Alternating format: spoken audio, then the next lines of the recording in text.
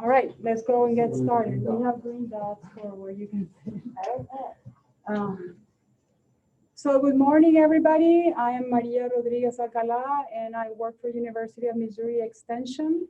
And we're very happy here to have this partnership with MSSU this semester, where we're hosting some of the documentaries that were produced by one of our professors at University of Missouri, Dr. Juana Maria Cordones Cook. And Dr. Cordones Cook is a University of Missouri Curator's Distinguished Research Professor and also the Catherine Payne Middlebush Professor of Romance Languages. And she will join us after we're done with the documentary. Unfortunately, we don't have a lot of time for Q&As, but we should have about 10 minutes for that, and she will be there to answer questions from the audience. Briefly to introduce the Many Natalias Bolivar, which is the documentary we're watching. It's about a 57-minute documentary, and it was filmed in Cuba. Dr. Cordones Cook is the director and the producer for that documentary. She has filmed several documentaries in Cuba around Afro-Cuban religion, culture, arts, writers, and so many others. And this is one of them. And the reason she chose Natalia for one of these documentaries, and I want to make that very clear, is because Natalia is known in Cuba for being one of the most knowledgeable person in terms of Cuba, the Yoruba religion. So this was a religion brought from Africa by the slaves, and it got very mixed with Catholicism and also the culture in Cuba. Today is part of the identity in Cuba that she can talk more about when we're done. But that is the main reason why Natalia was chosen for this documentary, because it goes with the themes that Juana Maria has been filming. It must be said that she was part of the Cuban Revolution, Natalia was, and she was also arrested and tortured by the Batista regime. So there are some controversial background in her personal history, but it is important to understand that the documentary focuses on the religion aspect that we're interested here. And so with that, I'm gonna let it get started, and then at the end we can have some Q&As.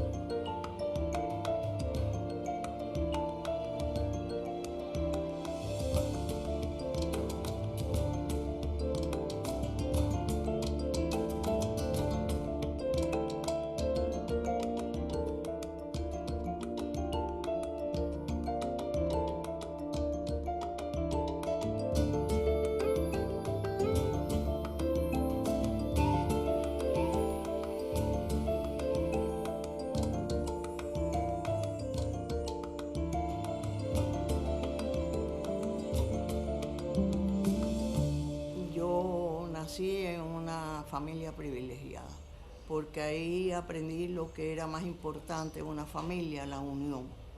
Y yo nací en ese ambiente amoroso, sobre todo, fundamentalmente, de la familia de mi madre.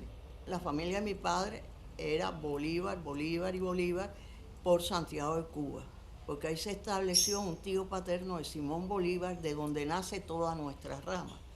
O sea, de un tío paterno que emigró de Venezuela para Santiago de Cuba. Es una carga muy fuerte cuando uno va a analizar la historia de los Bolívar, es una carga muy fuerte. Y yo tuve la suerte de poder ir allá al lugar donde estaban los principales ejes de la familia Bolívar.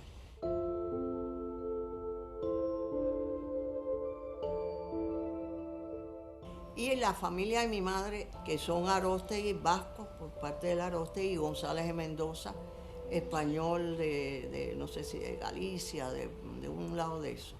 Mi abuelo se preocupaba, era muy, muy de la cultura, él recibió a Gabriela Mistral, él era fundador de ProArte Musical, o sea, eran gente de mucha cultura.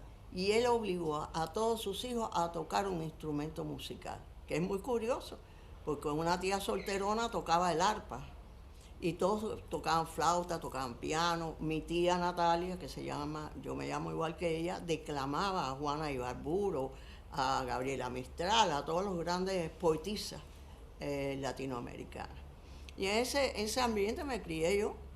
Cuando muere mi abuelo, construimos aquí en Miramar un terreno que nos dejó, en donde fueron de las dos hermanas de mi mamá, que una es la madre de la escultora Rita Longa, y yo gozaba de todas las visitas de ella, que eran, bueno, Víctor Manuel, Portocarrero, Mariano, Wilfredo Lam, y me fui formando en lo que era la cultura general de mi país, en las artes plásticas y todo, por oír. Yo era una persona que ahora hablo mucho, pero yo oía mucho.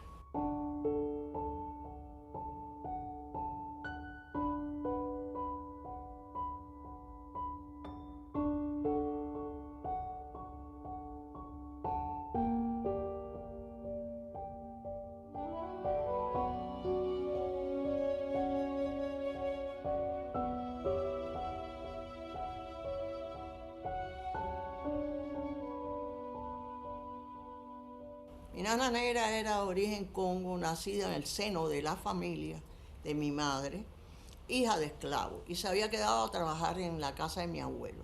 Y cuando nosotros nacimos, nos las dedicaron a criarnos a nosotros.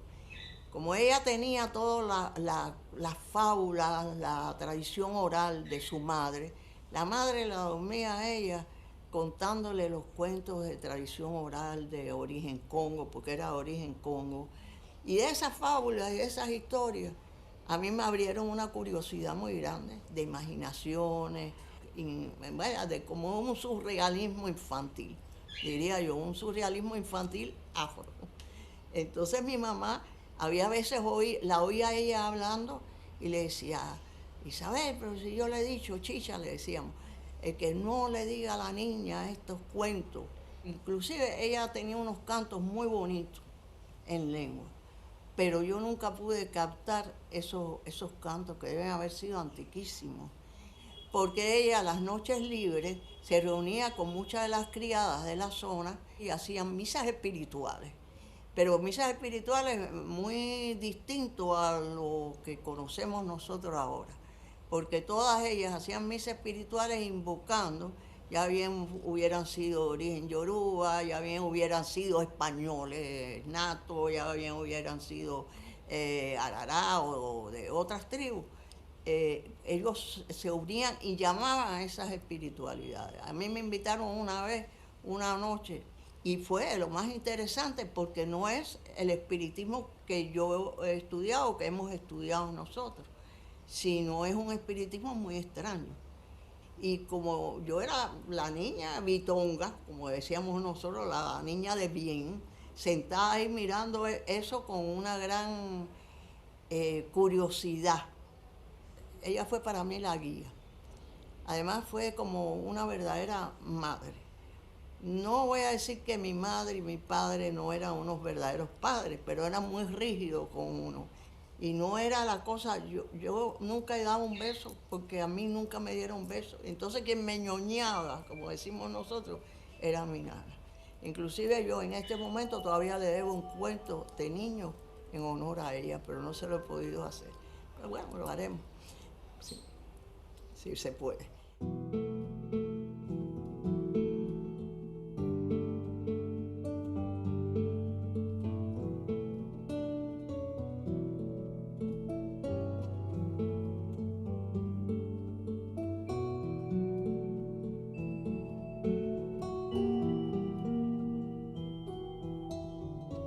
Yo creo que yo nací pintando.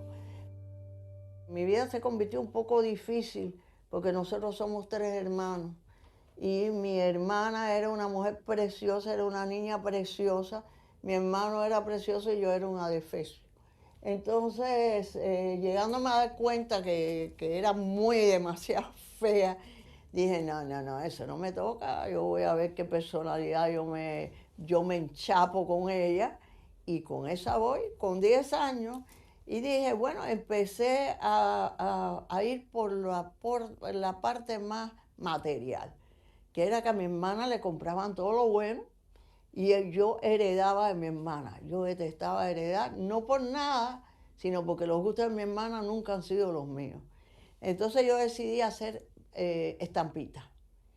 Y me quedaban de lo más bonitas, porque hacía estampas en tintas chinas y le daba acuarela y con temas de la Virgen y San José, y qué sé yo. Y las muchachitas a comprármelas. Y ellas empezaron a cumplir 15 igual que yo, pero ellas daban tremendas fiestas con las grandes orquestas y todo. Y entonces las muchachas empezaron, las amigas mías de allí, empezaron, Natalia, las invitaciones nuestras, píntalas, pero cada una. Y yo empecé a pintar 1000, porque ellos invitaban 1000 personas. Y yo decidí meterme de lleno a pintar lo que fuera, lo que me mandaran. Ya empezaron a mandarme a pintar las postales de Navidad. Y entonces me pasaba la noche hasta la 1 de la madrugada pintando como una loca. Y me hice de mi dinero, y como me hice de mi dinero, hacía de mi vida no lo que yo quería, por supuesto, porque eso no podía, pero cuando iba a las tiendas me compraba el perfume que yo quería, el vestido, si veía un vestido que me gustaba, aunque yo no era muy exigente, y fui haciéndome de una personalidad que no era la mía, que yo había sido el pato feo de la casa. Y mi tía Natalia me dijo, no, ahora te vamos a cambiar el look y tú vas a ser otra gente y qué sé yo, y vamos a explotar la pintura.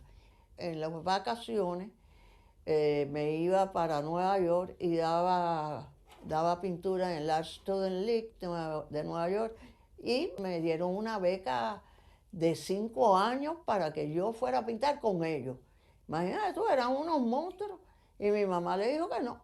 Bueno, pues tuve que volver para La Habana, y lo que hice fue matricularme en San Alejandro. Pero ya me coge San Alejandro en las luchas estudiantiles. Y ahí yo, por supuesto, me metí en luchas estudiantiles en San Alejandro, donde me patearon, me golpearon, de todo. Y cada vez que llegaba, porque se metían allí, porque todos estaban en contra de Batista y todas esas cosas, se metían ahí y nos daban la policía tremenda. Para los van y para los vienes no les importaba quién fuera.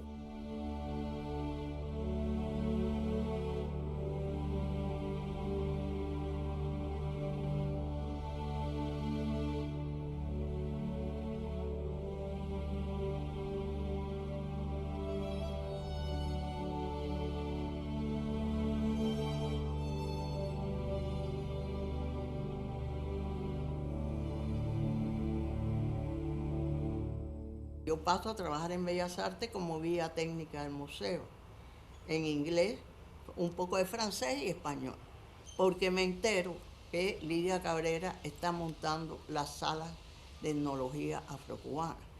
Y yo le digo a mi madre, que era amiga, íntima amiga de Raimundo Cabrera, el padre de Lidia, le digo, ay mami, yo quiero que tú hables con Lidia para que me lleve, que me acepte de que yo vaya como el perrito faldero a aprender de las religiones afrocubanas.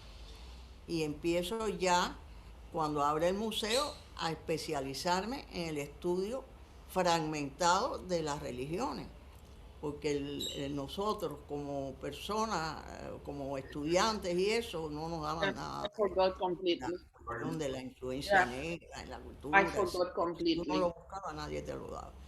Y me fui metiendo en el tema y lo conversaba a altas horas de la noche con mi nana, porque yo no podía conversar eso que mi madre me oyera. Yo metía en el tema ya, y de buenas a primeras me empiezo a llenar de collares, porque Lidia me regalaba collares de santería y otros que me regalaban cosas que habían hecho. Yo tengo un íreme del Niño Santo Ramírez, hecho por él en el año 56, 57, y él me lo hizo con mucho amor.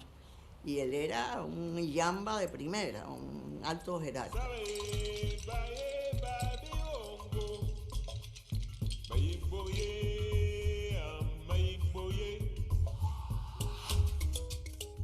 la enseñanza de Lidia fue muy importante, porque fue la que me metió dentro ya el bichito para investigar. Porque mientras todos pensaban que esos temas eran tratados nada más que por religiosos como religiosos, aquí había científicos que se dedicaron al estudio de las religiones de origen africano, como fue no solo Lidia, Fernando Ortiz, Teodoro Díaz Fabelo, Argeliel León. O sea, hubo un grupo que sí se preocupó de ver qué era esto, de dónde éramos nosotros, qué son nuestra música, qué tiene que ver la gestualidad del cubano con la gestualidad de las danzas afro. Por ejemplo, el íreme tiene la misma gestualidad que usa uno, la conga, el guaguancó y eso. Y yo tuve la suerte de tener muchas cosas de ella, de su investigación cuando ella se va. Yo siempre, bueno, mis libros están dedicados a ella. Nunca se puede olvidar la maestra.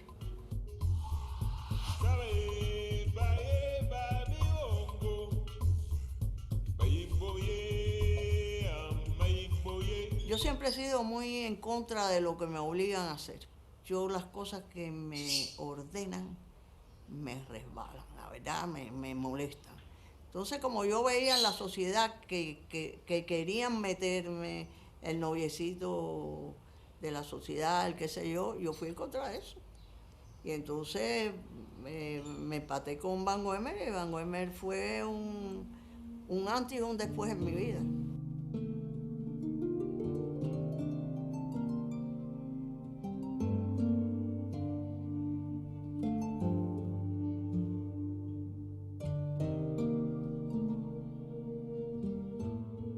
Natalia había llegado a nosotros, el directorio, a través de un individuo que va a morir en Palacio, que era también un ser excepcional, no en balde. Fueron ellos pareja y compañeros de la lucha, etcétera, que es José Luis Gómez Van Guerme. Él se destacaba, le decían peligro, un tipo que sobresalía sobre aquella generación de gente bastante excepcionales, que eran aquella gente que luchó contra Batista y organizó este movimiento.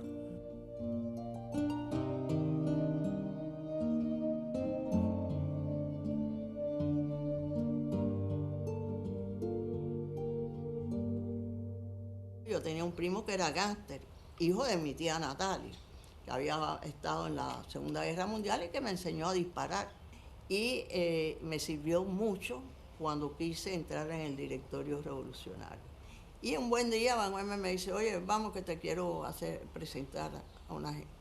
Ella está bien, porque él sabía que yo sabía tirar tiro y que me gustaba mucho toda la cosa esa de las armas. Y entonces él me lleva a conocer a Emilio. ¿Quién es Emilio? Emilio es el comandante Faure Chomón, que era en ese momento el segundo jefe del directorio revolucionario. Primero era José Antonio Echeverría, Fructuoso Rodríguez, todos ellos de la FEU, y todos ellos gente de primera, de pensamiento y todo, y me lleva a conocerlo. Y Faure también dice, mira esa niña, ¿cómo tú me has traído a esa niña? Porque todo el mundo me decía la niña. Bueno, en fin, inmediatamente nos conectamos cuando vieron que yo manejaba muy bien armas, que podía engrasarle las armas a ellos con mis uñas muy largas, que podía meter cosas en el cajón de la guitarra, porque yo daba guitarra clásica, y lo que la usaba allá era para dejar la guitarra y meter proclamas, bonos, de todo. Y así me voy metiendo de lleno en el directorio, formando parte de algo muy importante que tuvo nuestro país, Mujeres Oposicionistas Unidas. Lo que hacíamos era unirnos todos para ayudar al preso político, buscarle las visas, buscarle asilo político, que era muy importante, porque muchas veces había que asilar a alguien a toda carrera porque estaba muy perseguido. Natalia participa en todo. Yo dependí mucho de ella. O sea, para moverme, para buscar dónde esconderme, que Natalia se me convirtió en un punto clave para eso, por sus relaciones. Natalia tiene esta otra cualidad, es capaz de entusiasmar a los que la rodean. No todo el mundo tiene esa capacidad. Eso es, en cierta forma, uno de los rasgos más importantes del liderazgo. natural.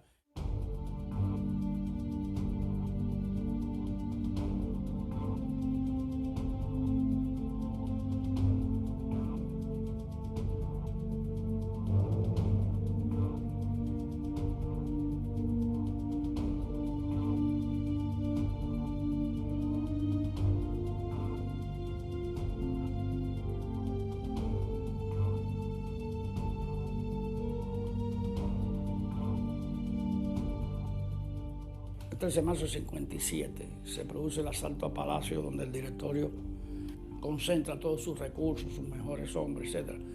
Y fue un gran fracaso.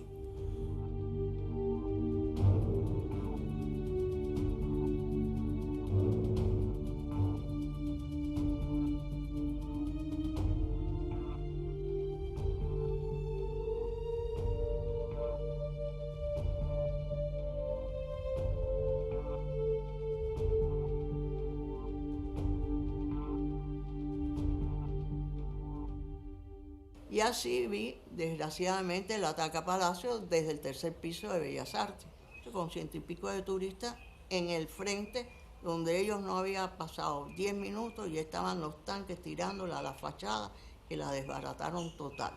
Y yo con los 100 y pico de turistas dando gritos y todo, los tuve que tirar para el piso, no había manera de sacarlos de allí, porque el fuego era cerrado, y el fuego cerrado duró casi 3/4 de hora, entre todos los tanques y las calibres 30 de Palacio, en donde caen muchos de mis compañeros, y Van Güemes lo matan en la fuente. Le meten una calibre 30 por el pecho. Y para mí la muerte de Van Güemes fue una parte de una experiencia demasiado dura para mí.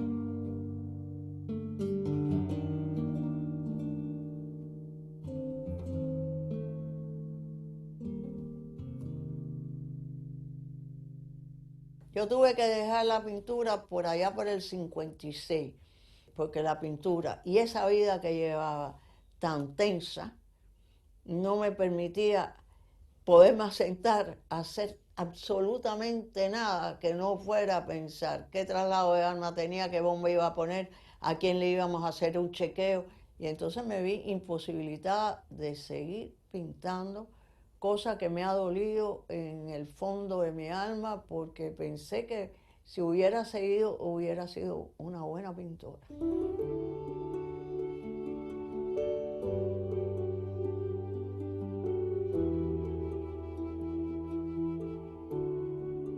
Natalia en aquel momento era una muchacha joven, atractiva, con todo lo que supone ser educada por una familia de la burguesía cubana antigua, católica, como era lógico pensar, y con toda una serie de valores establecidos, entre los cuales no era posible imaginarse que una señorita pudiera estar involucrada en ninguna actividad de tipo político, y muchísimo menos en una actividad insurreccional que suponía el riesgo de la vida.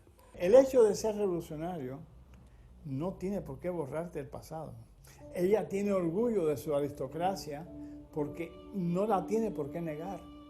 Porque además aristócratas hicieron este país, junto con humildes. Junto con el negro machetero había el conde y la marquesa, enriqueciendo este país. A ella, los golpes de la vida la han acercado seguramente más a la gente, al pueblo, porque eso era su vocación. A mí me va a buscar las perseguidoras a mi casa y me dice, vístete que te vamos a llevar. Yo me pongo una blusa blanca y debajo me acordé del santero de Lidia que visitamos en Cárdenas, que le había dicho una semana antes, me había dicho a mí, cuando llegué con Lidia, ella siempre le decía, fulano, tírame los caracoles. Él tenía 90 años y él le decía, pero señorita Lidia, si usted está tan bien, pero mire, la que viene detrás viene con la muerte. Y entonces me dice, siéntate, siéntate. El problema es que tú estás jugando con fuego, estás jugando con armas de fuego. Y te van a coger, y te van a coger, y te van a coger para matarte. Y entonces me dice, tú vas a caer presa, pero yo te voy a dar una cosa. El collar de Ogún, pues la charbá es que no es un collar normal, es un collar que se usa para distintas cuestiones religiosas, que tiene las 21 herramientas de Ogún. Yo te voy a dar mi collar de Ogún con Ochosi, que es para protección contra las malas influencias, para protegerte contra el Achelú, digamos, la policía y todo. Te voy a dar esto. Y me dice, esta persona que te va a coger, y me decía, escucha bien, esta persona que te va a coger va a tener en el bolsillo tal, va a tener una bolsita con esto, esto y esto. Y en el izquierdo va a tener otra bolsita con esto, esto y esto, apréndetelo. Y va a tener en cruce una banda roja de Obatalá a Yagna, creo que era. El Buró de Investigación estaba a la salida del puente de 23. Ahí llevaban a la gente, y las torturaban vilmente. Y el principal de eso era el comandante Lauren. Y él llega a hacerle el interrogatorio conmigo. Y en una de las veces que me están dando golpes, me tiran contra la pared y se ve el collar de Ogún. Y él dice, espérate, no le pegues más. ¿Y qué tú sabes de ese collar que tú llevas? Y yo sí sé de todo lo que yo llevo. Ese collar me lo dieron, me lo prepararon para protegerme contra cualquier desmán y todo. Entonces le dije, mire, usted ya no me va a tocar más. Dice, ¿por qué? ¿Qué te crees tú que tú eres? Digo, no, yo no me creo que yo soy nada, pero yo sé que tú tienes este resguardo en tal bolsillo y este resguardo con esto y esto en tal bolsillo, y que tienes a Obatalá Yagna, si mal no recuerdo, a Obatalá Yagna. Ese hombre se quedó lívido porque en su vida pensó que una persona católica, apostólica, romana, de buena familia, sabía nada de esto. Dice, espérate, no me la toques más. ¿Qué tú quieres, mijita? Y digo, bueno, yo sí quiero. Yo quiero que tú traigas a mi mamá. Ya. Hizo de todo en la lucha insurreccional. Escondió compañeros, buscó recursos, buscaba dinero, movía armas. Hasta el año 58, en que la caída de Batista la encuentra totalmente clandestina.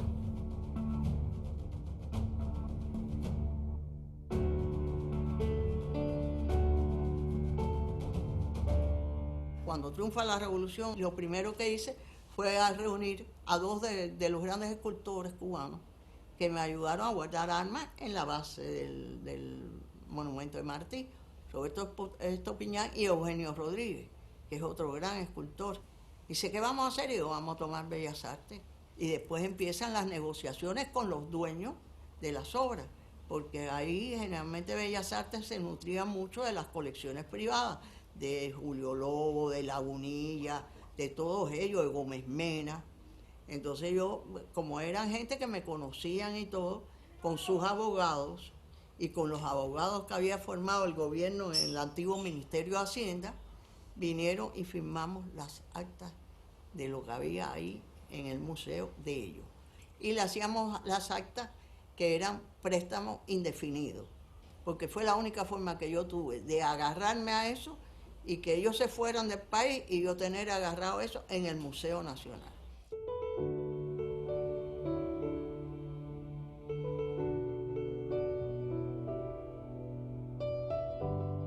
Y mi madre, que era una mujer muy sabia y además muy bien enterada de todo lo grande aquí, me dice, Natalia, pídele a Fidel que te den autorización para coger la casa de Oreste Ferrara.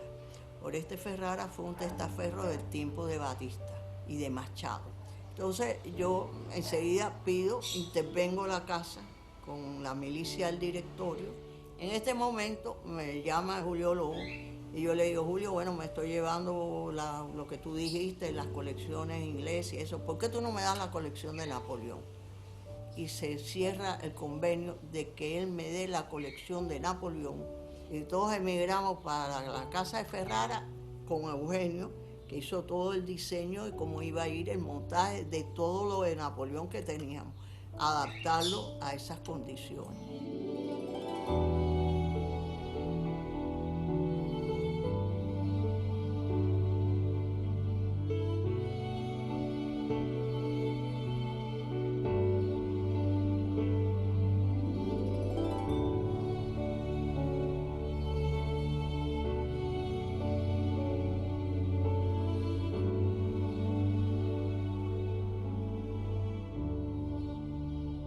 había un conde, el conde Gumá, Joaquín Gumá, descendiente de una familia también esclavista muy rica, que fue un gran diletante de las artes y de la cultura griega, etc. Y entre otras cosas que tenía una colección muy valiosa de jarrones etruscos y de monedas griegas. Y Natalia quería que Gumá le donara esas colecciones al Estado cubano. Y Gumá, con lógica, pues se evadía con la caballerosidad que lo distinguía. Pero Natalia fue poco a poco y logró primero que él la diera en consignación, o sea, la prestara. Y después logró que se la diera al Estado cubano. Están en el museo.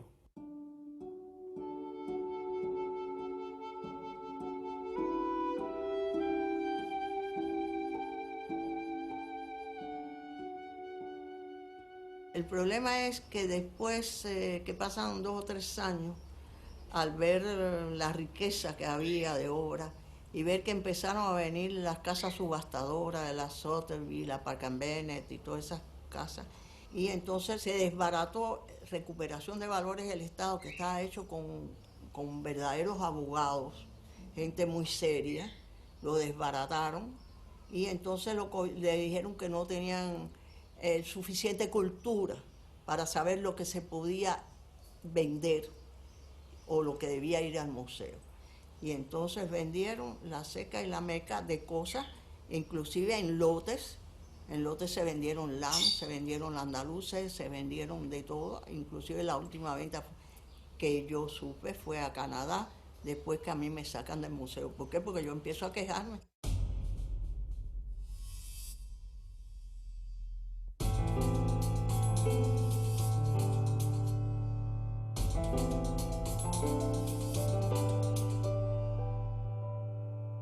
Esa característica de promotora cultural no la va a abandonar nunca, ni siquiera cuando desistieron de seguir utilizando los servicios de Natalia en el museo y la sacaron del museo. Ni siquiera así, ella seguía por su cuenta, sin que nadie lo hubiese nombrado, tratando de encontrar cosas de este tipo valiosas, culturales, en favor de su país. Porque, entre otras cosas, Natalia es, sobre todas las cosas, una gran patriota.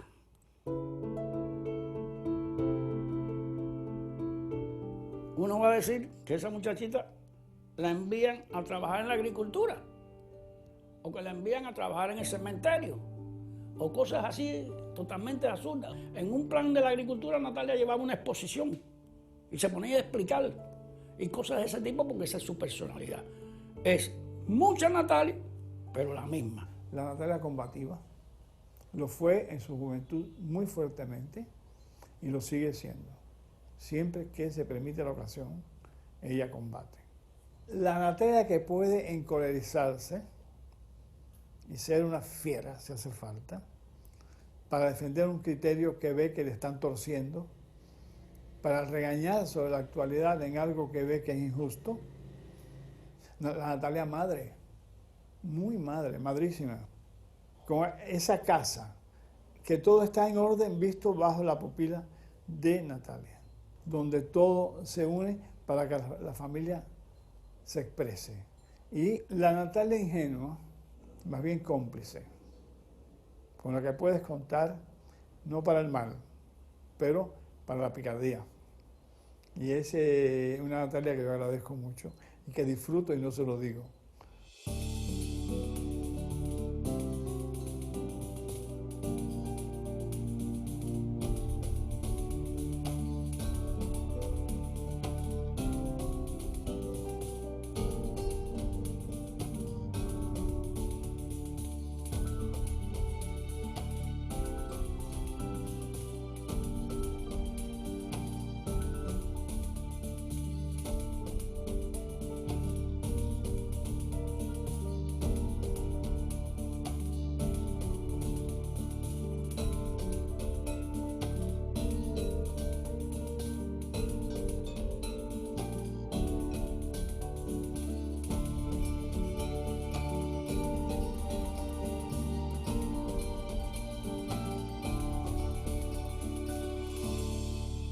La relación de Natalia con el cine realmente es prácticamente desde el comienzo del nuevo cine cubano. O sea, la relación que tenía Natalia con Tomás Gutiérrez Alea, con Titón, que también fue asesora de muchas de las películas que trabajó Titón. Y nuestra realidad, nuestra identidad como cubanos, nuestra identidad cultural, tiene unas profundas raíces afrocubanas y tiene siempre una influencia en ese sentido. Entonces es muy importante cuando estamos contando una historia determinar si un personaje practica tal religión o practica la religión yoruba. A veces identificamos incluso hasta qué santo puede ser ese personaje, a qué deidad pertenece, le hacemos una especie de historia a los personajes y en ese sentido contar con su asesoría es fundamental para que tenga veracidad, para que sea real y creíble lo que estamos haciendo. Porque ya todos ellos me pedían convertir los personajes que ellos iban a llevar al teatro o al cine como orichas. Y yo empiezo a estudiar otra vez y digo, espérate, esto es un estudio. Y lo empiezo a organizar.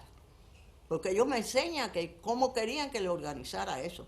Qué ofrendas, qué flores, qué esto, qué lo otro. Bueno, era así, es como está organizado los orichas en Cuba.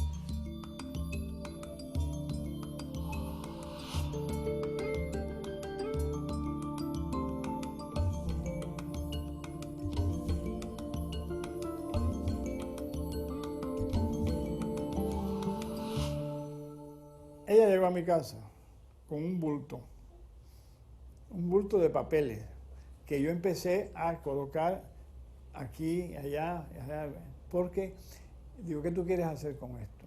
Me dijo, yo quiero hacer un vademecum que le explique a la gente que se acerca a esto, por lo menos los elementos fundamentales, la complejidad grande de la regla de Ocha y de cualquiera de las formas de expresión ritual de los negros en Cuba.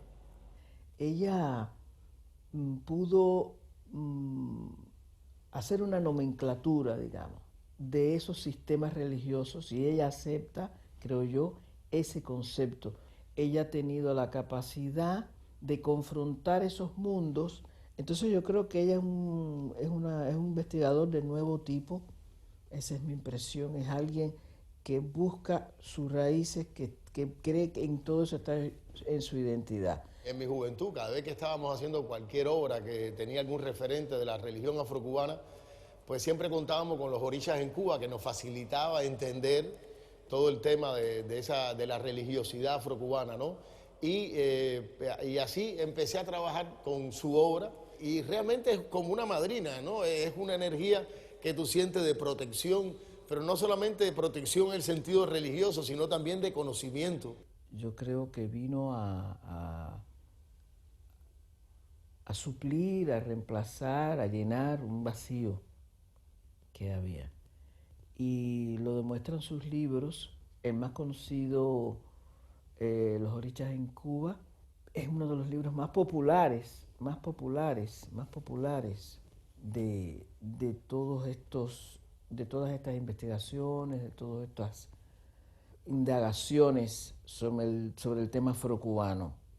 Después de Los orichas en Cuba, Natalia no se satisfizo con el éxito obtenido. Una venta gigantesca de inmediato, 60.000 ejemplares.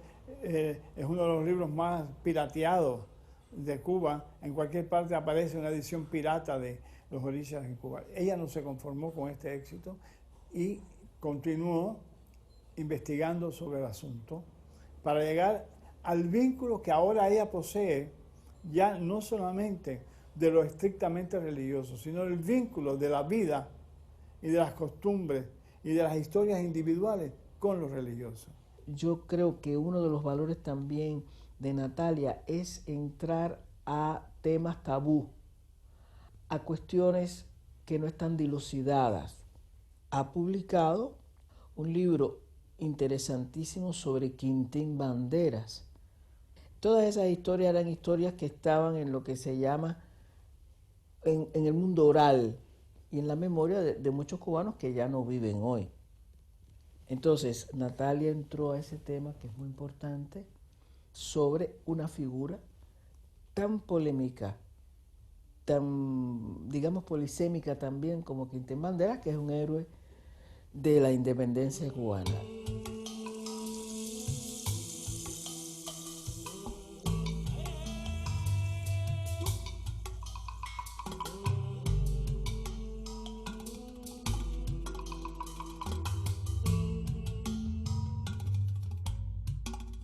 Pero lo más interesante de Natalia es la espiritualidad que la acompaña a ella. Es un ancestro viviente. Es un ancestro viviente y es una biblioteca que camina, que deambula, por la cantidad de conocimientos que tiene en su orilla, en su cabeza, cómo los maneja, cómo los conserva, pero además los archivos que tiene de religión afrocubana. Tiene libros consagrados al dios Hossein, y por ahí es más bien por donde nosotros tenemos ese vínculo religioso. Sí me dediqué a guardar información de las religiones afrocubanas donde quiera que iba. Ya hubiera sido dando pico y pala en La Habana del Este, ya bien en el cementerio. Y ese es el gran archivo que tengo, más lo que heredé de Lidia Cabrera cuando se fue. Yo tengo todos los archivos llenos de informaciones del siglo XIX. Yo he tenido la oportunidad de ver alguna parte de sus grandes archivos. Y lo que tiene es que yo creo que hay pocos sacerdotes de Ifá actualmente que conocen lo que ella conoce.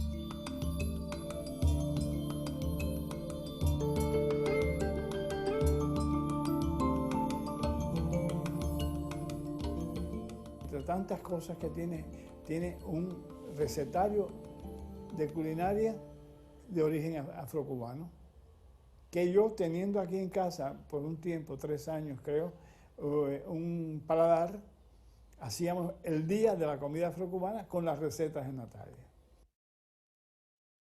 A veces coincidía con su gran amigo Carlos Manuel Céspedes, y era tremendo. Carlos Manuel de la Iglesia Católica y Natalia de el conocimiento afrocubano.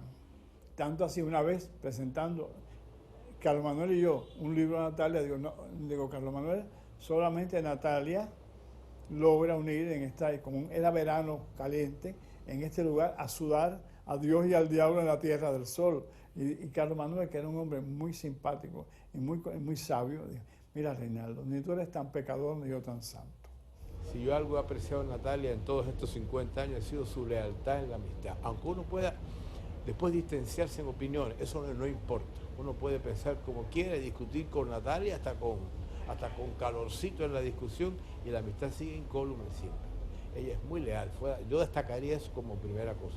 Y después su seriedad, no es la vida, porque no es muy seria que digamos, pero es seria investigando, seria en sus trabajos intelectuales, en estos temas que tienen que ver con el sincretismo religioso en Cuba, las religiones africanas, etc. Ella es muy generosa, porque ella acaba de publicar un libro ahora sobre el sincretismo entre Santa Bárbara y Xangó, y me pidió que yo lo presentara en la UNEAC, la Unión de Escritores. Le dije: Natalia, yo lo acepto, pero ten por delante que voy a discrepar de lo que tú dices en el libro. Y me dice: para eso te invito, para que discrepe, porque eso es lo que es interesante, no que repitas lo mismo que digo yo. Y así fue.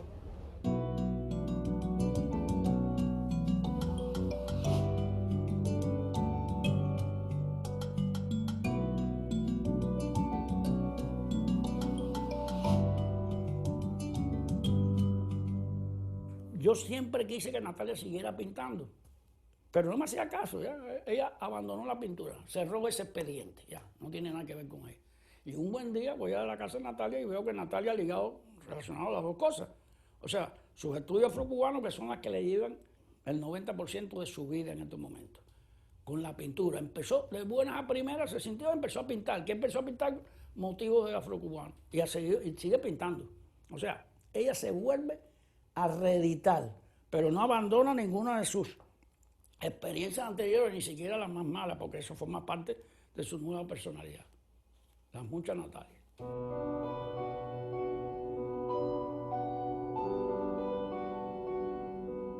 De hecho, yo acabo de crear este espacio que es una galería, y en la primera exposición que hice, Natalia fue una de las artistas invitadas y expuso obras realmente muy bonitas que está haciendo ahora. Y es parte de ese espíritu creativo, ese sentido de la búsqueda insaciable que tiene Natalia por expresarse.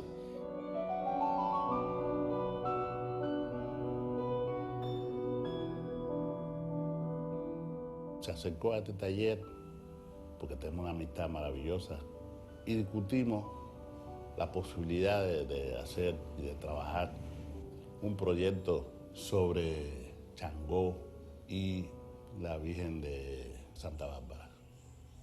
Yo creo que fue un momento, diría yo, plásticamente histórico, porque ambos investigamos y vimos una serie de posibilidades de colores, de texturas, que nos dio la posibilidad de hacer una obra a 4 manos con mucha fuerza, con mucho rigor. Yo creo que Natalia también sirvió para darnos mucha luz, mucha espiritualidad y mucha tranquilidad a este taller.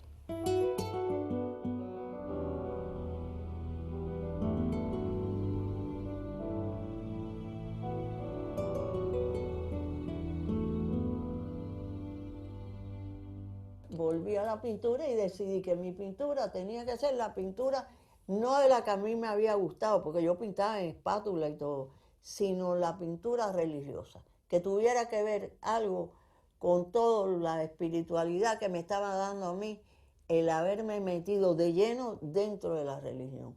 Porque cuando te digo de lleno no es estudiar, es si había 40 casas de palo, yo me rayaba en las 40 casas de palo y permitía que me rayaran con cuchillo, con espuela de gavilán, con lo que fuera. A mí me rayaron en el año 54 una gente de la Loma del Cusco de Pinal del Río, que era donde la pureza de la religión estaba ahí. Y te cogían el embele, que es el machete, y te rayaban con el machete. Rayar quiere decir te hieren, y con tu sangre alimentas la sangre de las prendas de ellos. Entonces yo llevo siempre el macuto mío, que no lo dejo por nada en el... Yo puedo ir a cualquier lado, pero ese siempre va conmigo. Ese es el que me avisa a mí, aunque yo tengo de todo hecho, ese es el que me avisa a mí si algo me va a pasar.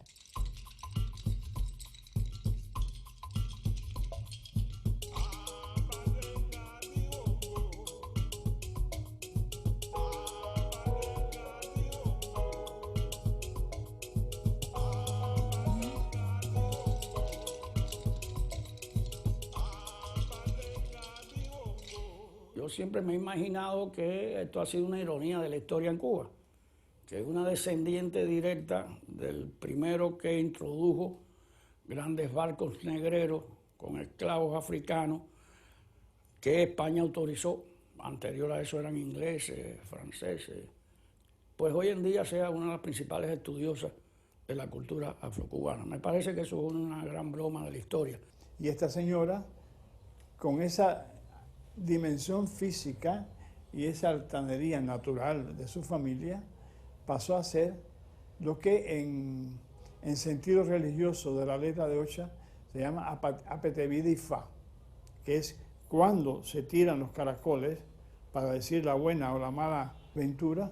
Natalia organiza, trabaja con estos, y es maravilloso ese trabajo porque ahí se leen las leyendas, se leen los consejos, se lee cómo es lo que llamamos la letra, el futuro, la percepción de la realidad que debe tener la persona que participa en esa fe. Bueno, a mí dentro de las creencias religiosas, yo te puedo decir que estoy iniciada en todo lo que puedo estar iniciado. Pero lo mío es la mayombería, que es la primera, la más fiel de las reglas de palo, de las consideradas reglas de palo, que son descendientes del Congo, Angola y Zaire, esa zona. Y es la que yo en realidad tengo mucha identificación. Porque es un sistema religioso de total adoración a la naturaleza, y porque tú ahí estás en contacto con el espíritu de un muerto.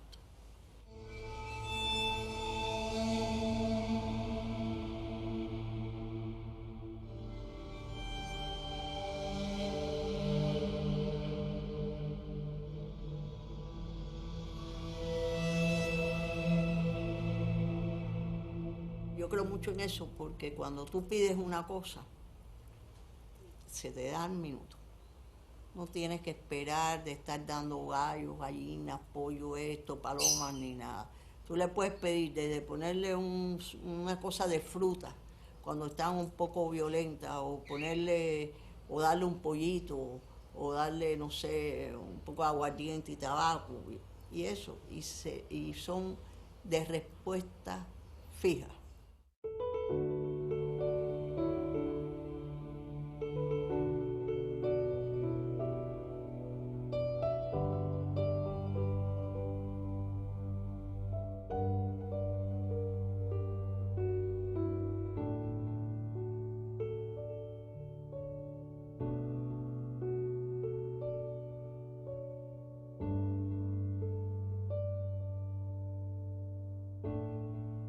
Natalia, en apariencia parece ser una cosa, parece ser un personaje de pintoresco, de barniz, con sus atuendos, con sus collares.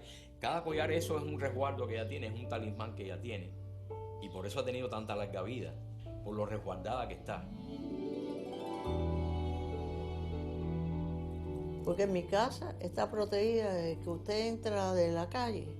Usted no lo siente, pero esa casa está protegida por todos lados.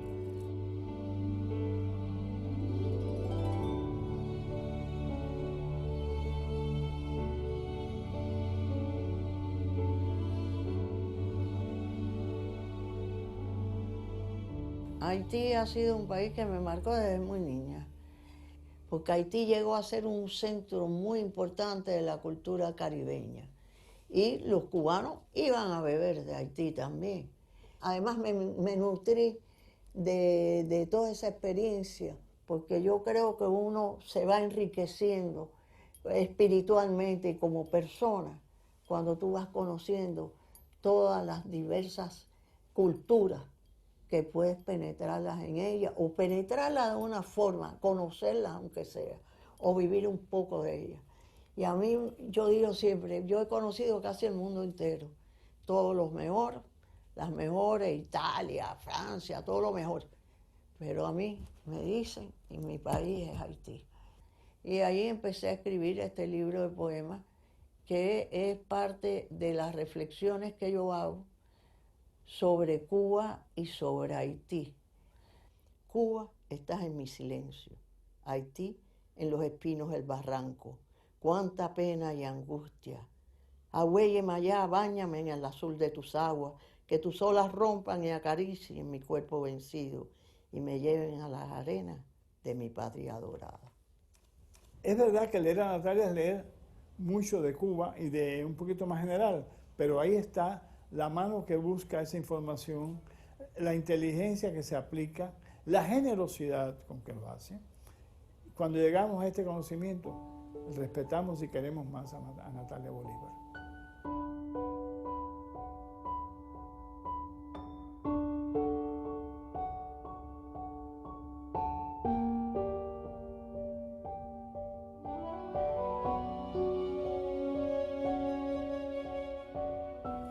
Los seres humanos, en los momentos difíciles que la vida nos pone, reaccionamos de dos maneras extremas.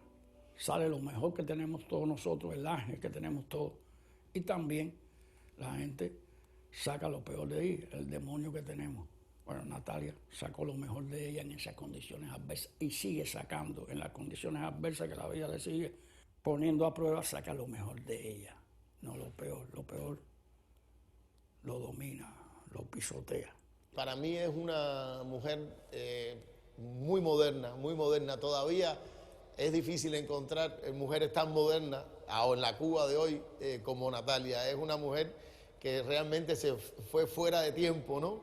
Y es un ejemplo para las mujeres, y como artista, como creadora, como intelectual.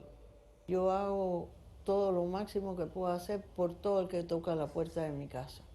Pero por lo menos la ayuda espiritual de oírle sus problemas, de tratar de encauzarlo, esa sí, siempre tienen mis puertas y el teléfono a su disposición. Ella lo mismo puede dialogar con un intelectual, que puede dialogar con un artista, que puede dialogar con un etnólogo, con un antropólogo, que puede dialogar con un religioso, porque conozco religiosos que van a su casa a buscar información. y ellas les abren las puertas a todos de la misma manera. Porque Natalia es un libro abierto.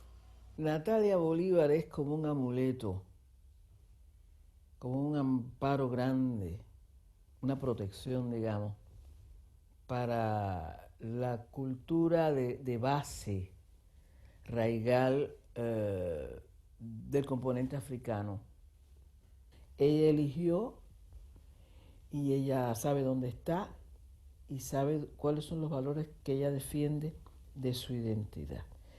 Yo creo que su nombre está inscrito con el de esos grandes etnólogos y estudiosos cubanos que han logrado realizar una cosa muy hermosa, que es unir a Cuba, que es buscar no separar, sino unir a Cuba, y unirla en la interpretación de sus misterios, en el carácter de sus cosas. Natalia es un intérprete de todo eso, no solamente porque lo dice, sino porque lo cuenta, y lo sabe decir con esa sencillez. Parece ser difícil ser amigo de Natalia cuando tú comienzas. Una vez que tú has logrado entrar, aunque sea 2 pies, dentro de su casa, te das cuenta que es una mujer con una sensibilidad tremenda y un amor impresionante y capaz de regar por toda la calle amores, flores, colores. Es una gente que te da intelectualmente, físicamente, amorosamente, muchas posibilidades humanas.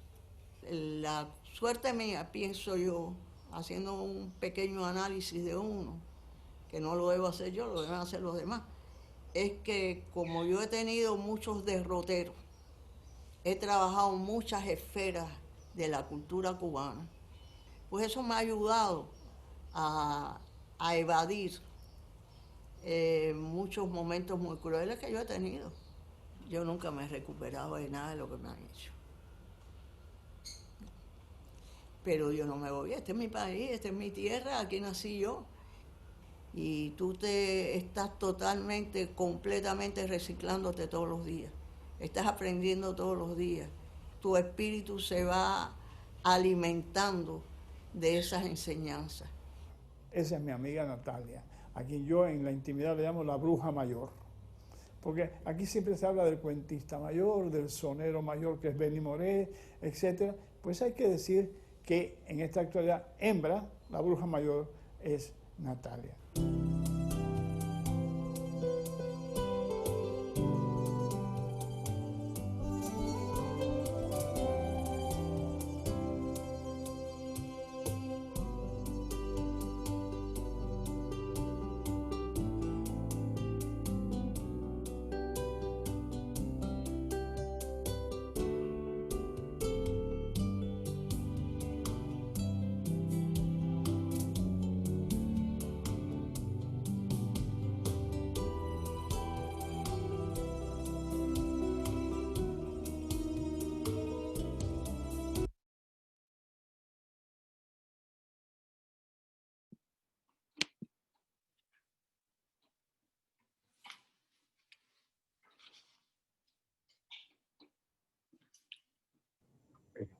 Can you hear us, Juana Maria?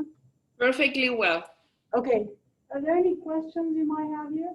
You might have a question. I do. Okay, go ahead. Thank you. I was curious what you think the implications are for heroizing an individual who is complicit in the persecution of tens of thousands of gay Cubans.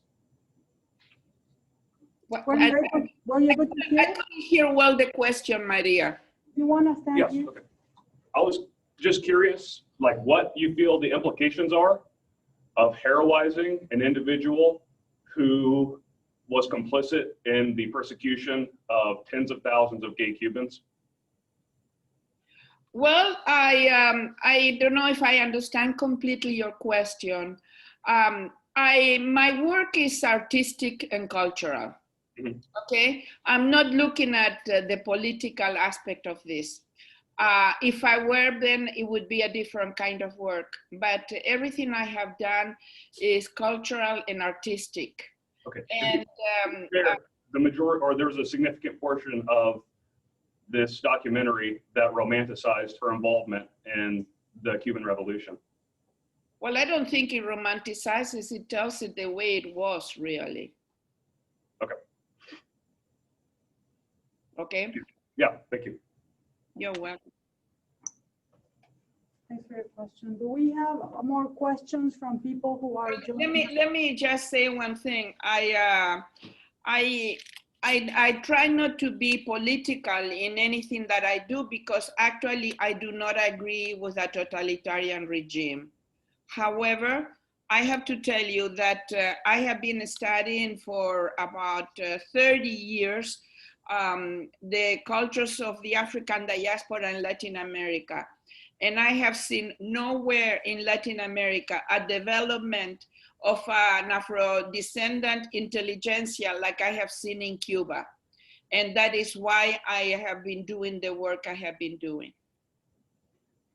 I Thank you. think we have several of the people that were in the documentary. There are other documentaries also that Juana Maria has made, and we are going to show some of others later today.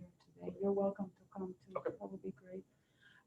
Do we have other questions from people who are joining us online? Hello, good morning. This is Gerardo Martinez with UMKC Alianzas. And nice meeting you, Juana Maria Cordones. Finally, I heard so much about you, your work, know your husband, what a great man. So thank you. And I wanted to congratulate you. What a wonderful and beautiful documentary and tribute to Natalia. How did you both meet? That's my only question. How did you guys meet? It's fascinating. Thank you, Gerardo. It's a pleasure to meet you. And let me tell you, I have already over 35 trips to Cuba that have always been on research on the culture and the arts of Cuba. And I'm talking about the arts in the broadest sense. And I started doing actually research on Nancy Morejón, a marvelous poet that we're hoping to bring when all of this COVID-19 is over. And when I started going to Cuba, and I was invited in 2001, it was to do a conference on a great Argentine writer on whom I have written a lot too. And at that time, I had already started working on the African diaspora in Latin America, and I started meeting all of these intellectuals. There were writers, playwrights, actors, actresses, all kinds of people of African descent. And at the beginning, I didn't realize what I have found. But after a few years, I realized, because I have been doing research all over Latin America, that nowhere else there have been a development of an intelligentsia of African descent in Latin America, like in Cuba. And so I started going. As I say, I have over 35 trips to Cuba. And in fact, Maria Rodriguez Alcalá has come to a couple of those trips to assist me in some of the films. In fact, 2 of the films we're going to, or 3 of the films we're going to show today, Maria was assisting me in the direction of the films. And so when each time you arrive in Cuba, they ask you, what are you doing here? And so I started saying, well, because I only go there to do my research, and I say, I am doing films on the Afro-Cuban intelligentsia. And several times, several people started telling me, well, why don't you do on Natalia Bolivar? And so at this point, I had already read quite a few of her books, and I thought, this sounds like a marvelous idea. And I asked Nancy Morejón to put me in touch with her. I called Natalia from Colombia, and she said, yes, I would be interested in you doing a film. So I went to her house. I took a few of my films for her to see. And that is how we met. She is a very welcoming person, like you saw her in the film. She's delightful. she still is a rebel, but she's a real aristocrat. Even in Cuba of today, Natalia is an aristocrat who has gone through a lot of very hard times. You know, she has been a revolutionary, but at the same time, she's a rebel. She's not a yes person. And so she has suffered a lot in the process, as she comments at the very end of the documentary. She has been she has 3 children, and after one of the children, they put her to work. I don't know how you say in English. How do you say picapiedras, Maria? I don't know, but with a pay, you know, in the cemetery and in the rocks, cutting rocks, and so. But you know, a woman who has just delivered a baby, and she has had a lot of difficulties and pain, but she loves her world, she loves her nation, and I can see in many of the artists I have worked with that they identify some of the evils of the system. Some of the big problems, but I can sense that La Savia, the blood, the essence of their work comes from the contact with that culture. And that's why they stay there. What a blessing that you both met. And thank you again for sharing this. I just fell in love with Natalia Bolivar now. I didn't know nothing about her before. So no, thank you. And let me tell you, you're not alone, because when I showed this at Casa de las Americas, there was a great scholar from Mexico who fell madly in love with her work, you know, and he has started doing all kinds of things around her. Oh, thank you enjoy it. Thank you again, and thank you, Maria Alcalá, Maria Rodriguez, thank you. Thank you. We have a couple more minutes in case anybody else has any other questions or comments. So if nobody has any comments, I think, Juana Maria, do you want to talk a little bit about the term that you have coined of the Havana Renaissance? Well, that is really comes together with what I was telling Gerardo. Well, first of all, in Cuba, like in all Latin America, the people of African descent were at the bottom of the pile. The Cuban Revolution, in spite of all the political difficulties and the political situations it has created, which are not democratic, as you all know. But they realized, first of all, that immediately after the revolution, there was a terrible brain drain. Some of the greatest intellectuals left. And that on one hand. On the other hand, Fidel Castro, independently of his political inclinations, was a very, very cultured man, very highly educated. And so they developed an amazing network of institutions. They made, first of all, education completely free. And at the time of the revolution, there was still a lot of illiteracy in Cuba.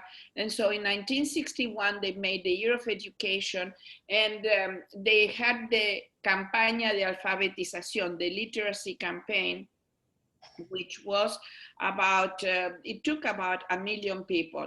At that time, they reduced their illiteracy rate to perhaps 1 or 2% only. That on one hand.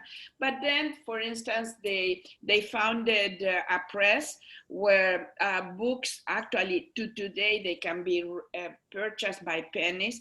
And so masterpieces from Cuba and from the world were available to people. They created all kinds of organizations, of institutions, cultural institutions, like, for instance, ICAIC, which is the cinematographic organization. And and like Garcia Marquez later on founded a great school of filmmaking. They created seminars for religion, for playwriting.